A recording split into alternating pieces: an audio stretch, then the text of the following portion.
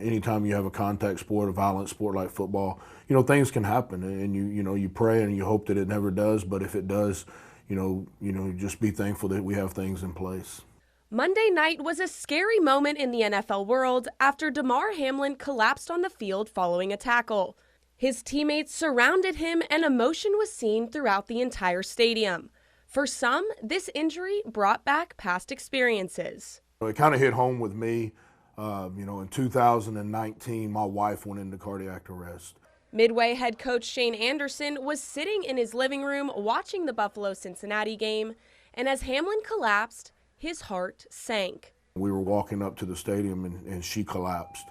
And we performed CPR right then and there. They had an AED and then they shocked her in the ambulance several times and she ended up making it.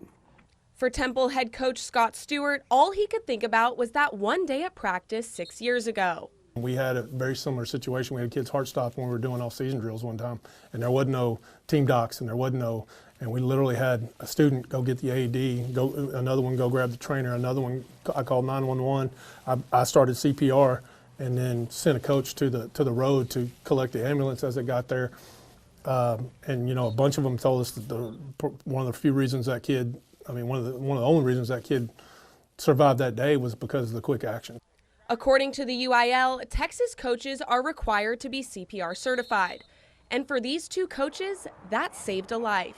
Luckily, I was CPR certified. You never think you're going to use it. You never think you're going to need to use it. And then it's your wife laying there on the ground and you respond and you react pretty quick. And it all just comes to fruition. Monday night was more than football. It was a son, friend, and teammate whose dream game turned into a nightmare. Watching those people react last night, it took me back 6 years ago because of the pre-planning and stuff that nobody really wants to do. You don't want to really think about that. A lot of coaches convince themselves they're too busy to do it. I promise you, a kid goes down, something like that, you want a plan in place.